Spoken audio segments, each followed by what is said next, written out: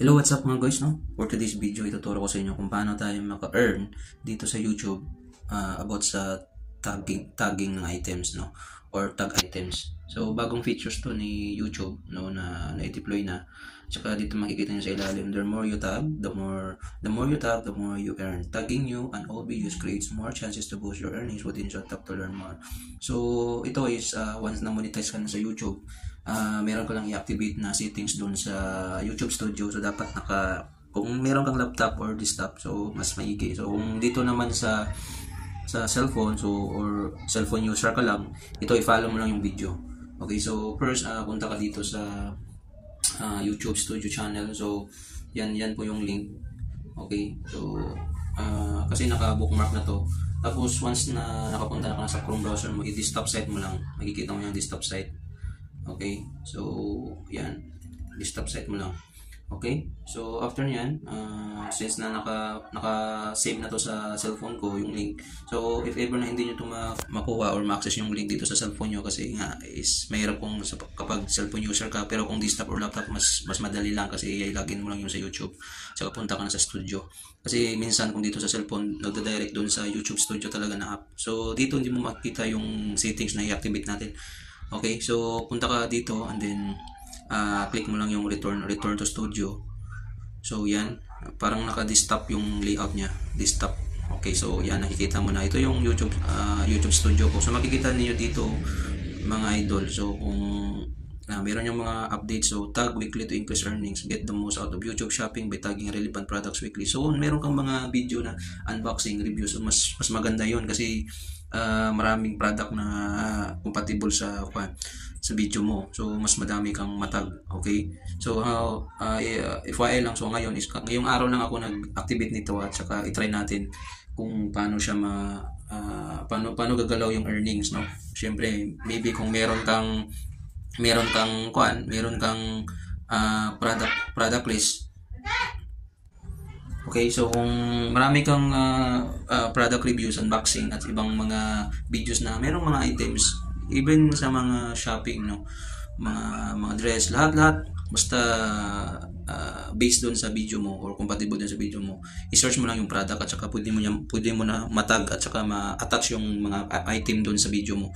So yan, start tagging to start earnings, not finding the right product or keep forgetting to tag. It's never too late to search. Actually, i-search nyo lang po yung keyword. So yun. Okay, so dito i-click natin yung settings na hindi natin i-activate. Okay, so punta lang kayo sa ilalim, sa pinaka-ilalim dito, yung settings na yung gear icon, ito. Okay, yan yung gear icon, click nyo lang. Pag click nyo, okay, punta kayo dito sa channel na tab. Pag click nyo sa channel na tab, click nyo advanced settings. Pag click nyo ng advanced settings, yes, okay, pagpunta nyo sa advanced settings, scroll down nyo lang, i-click nyo yung channel insight sharing. Yung channel insight sharing, makikita nyo mga idol, meron dyang allow advertisers, brands, and third-party platforms to view channel insights for earnings opportunities. Yan, i-click nyo yan, kailangan nyo yan i-click. Okay, ito. Okay, tapos nyo maklik nyan, so i-save nyo lang sa dito, save nyo. Okay, tapos close. So sa akin naka-activate na kasi yung settings na yon para ma-share yung channel mo dun sa mga supplier or mga vendors, no. Kasi yung video ko is random naman kasi, no, meron unboxing, meron tutorial, merong personal vlogs lang, kahit anong video lang yung pwede ma-upload ko dito sa channel ko. Okay, so yun lang, tapos ka na dyan sa YouTube Studio. So paano naman mag-tag? Mag-tag madali lang talaga. So mayroong option dito dun sa regular videos mo or mga long form videos at saka sa short videos. So punta muna tayo sa short videos. Okay, so punta ka lang sa content mo dito. Ito YouTube Studio to, sa application talaga nila, hindi dun sa browser. So punta ka lang dito sa shorts mo. Pagpunta mo sa shorts okay, click mo lang. So mag-tag tayo ng item. So i-try natin to kasi bagong features to ni YouTube. Baka malay mo, kahit click lang ng link, so meron kang earnings, or kung meron namang nakabili ng product nang dahil dun sa video mo, so merong mga commission, mga 3.3%, 7%, siguro malaki yun. So dito, i-try natin yung ito, Dell Optiplex. Ito na video kasi hindi ko pa to nalagyan ng items. So yan, or product. Okay? So ang iba, yung dito sa taas is na lagyan ko na kanina. Ngayon lang araw. So July, ano ngayon? July 20. So ito yung Dell Optiplex small factor. So click mo lang 3 dots, edit. Pag-click ng edit, ito. Hanapin mo yung tab products sa ilalim. Okay? So yun lang. Click mo yung tab products at dito makikita mo mayroon namang stores, so sellers. Sa akin Shopee lang yung nakalagay dito, pero pwede naman direct ka sa Shopee. All Shopee product na yung magdi-display or once na mag-search ka. Pero pwede din dito sa general na lang search product. So ano yung item na i-search natin? Kasi yung video natin is Dell Optiplex small factor computer. Dapat kundi na ng related dun sa video mo yung product na ilalagay mo para at least siya maganda naman sa viewer, kasi baka ilagay mo computer, yung video mo is computer tapos ilalagay mo printers or ibang items, so, diba dapat related. So pag lagay mo yan ng keyword, search mo lang yung done, so magsi-search na yan. Minsan hindi, basta dapat i-change mo lang yung nilagay mo na text dito. Yan, so makikita nyo marami. So yun lang, hanggang minsan marami, 20, 30, 50 ka items yung list dito na nagdi-display. So hanggat marami, no, siguro mas maigi na damihan mo na para at least maraming option yung user or yung viewer. So dito, yan po yung mga option. So makikita nyo 26,000 yung first na item is meron kang estimated 3.3% commission. So ilan yun sa 26,000? Yun po yung makukuha mo sa commission sa affiliate. Okay, so click mo lang add, click mo lang plus, yan. Ubusin ko na mga idol para at least marami silang option. So click lang done, tapos yan makita nyo 9 products. So pwede mo yan dagdagan, at saka pwede din kayo makapag-delete yan. Kita mo yung trash bin, delete yan, at saka siguro pwede ito maka-adjust yan. Okay, drag, and then pwede din mag-add again ng ibang product. Kasi yung video ko is merong Epson scanner D is 530. So search ko din. Siyempre dalawang item yun. So yun, so yan, baka yung mga viewers mo, so makita nila yung item na maganda tapos bibili sila. Meron kang suggested ng mga stores or link lang to, link lang. So i-check natin mamaya. Tag, okay? So 4 lang. Okay, so 16 tag products ka na dito sa ilalim. Yan. 16 tag products. So okay mo lang done. So meron ka ng 16, di ba? Makita mo 16 na sa ganyang video. So yun, i-save lang natin. I-save mo lang. Pag save, i-check natin kung ano yung view niya doon sa short, kung saan siya nalagay yung link o yung affiliate video or affiliate na item products. So click natin yung video natin. Check natin, no, mga idol. I-open natin para makita natin. Okay, so yun lang ito, no. So click natin yung sa video sa taas. Yan, kita nyo mga idol.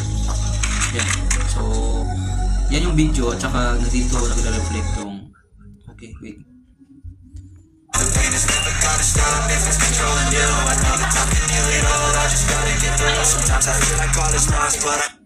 wait, saan yun? Ulit.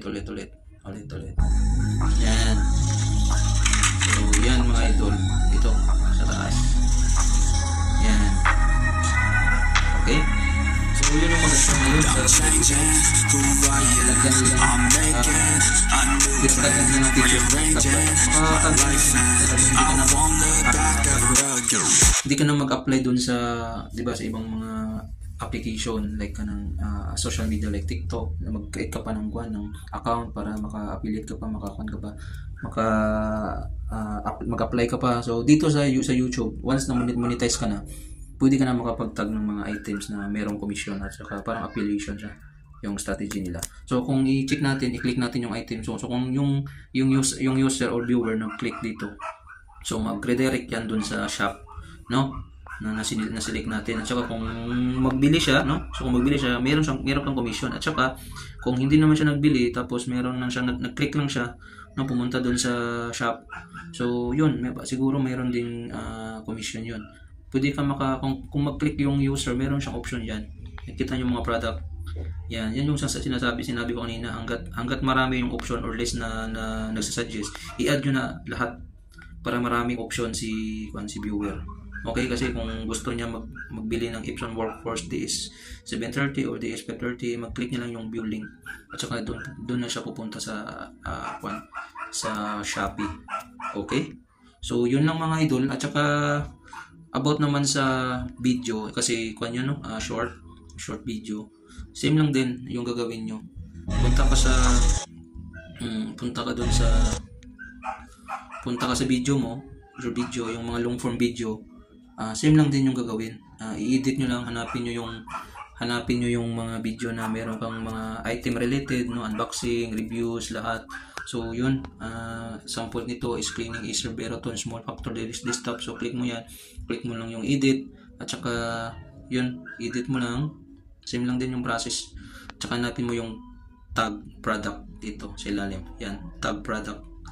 Okay, nandyan lang yan, tag product. Okay, so yun lang. Tapos tag product, hanapin mo yung copy mo yung keyword small factor desktop computer. Meron yan lalabas. Kung hindi naman, i-change mo, hanapin mo lang yung small yan. Di ka na mag-click ng stores. I think siguro pwede ka naman makag-save ng product. Yan, kita mo yan mga idol, Acer Veroton. Kahit ibang model, basta related lang dun sa video mo, okay na yan. Tapos add mo, tapos pwede rin mag Acer laptops. Yan, okay lang din yan. Basta related lang talaga dun sa brand, sa device, no? Yan, i-add mo yan. Okay, baka merong mga viewers na palaging nabibili online, so pwede nila ma-check. Sige, siyempre mag-redirect naman yan sa Shopee. Doon naman yan sila mag-check kung merong mga reviews na maganda, at saka yung mga meron namang mga reviews doon na may mga attachment, diba? Kung legit ba talaga o maganda yung item. Yan lang mga idol. So ito lang yung gagawin nyo kapag meron kayong i-upload na video. I-maximize nyo na yung tag product, kasi maganda to. Hindi pa ako naka-earn dito kasi bago pa lang. Siguro i-observe natin. Yan, 51 product. I-observe natin. Pwede ka din makapag-add ng desktop type kasi laptop yun. I-observe natin kung meron siyang earn sa clicks, no? So paano naman siya ma-check yung mga products mo na natag kung meron siyang earning na. So dito punta ka lang din sa YouTube Studio, sa application, sa apps. No, punta ka sa analytics. Pag punta mo sa analytics, dito ka sa revenue. Okay, pag click mo ng revenue, hanapin mo yung kasi before wala siya dito. So bali nag-add na siya. Revenue yan. So watch page ads, short feeds ads, membership, software, affiliate program. Yan, yung affiliate program nandiyan na. Okay, so estimated revenue, total sales, orders, so product clicks. Yan yung kahit product clicks na lang yung yung makukuha natin. Siguro kung mayroong orders, yun mas maganda kasi malaki yung mga commission, 7%, 20%. Ilan yun? So malaki yung mga commission nila. Okay? So yun lang. So at least kahit paano, no, meron na tayong $113.01 sa ngayong buwan. So at least na kahit paano naka-earn tayo dito sa YouTube. Okay? So hindi pa pala nakapag-subscribe sa YouTube natin. Yung YouTube natin is random videos lang to, but more on technical and hardware support yung ina-upload natin dito. More on tiki video or computers. Alright. So maraming salamat sa panonood mga idol.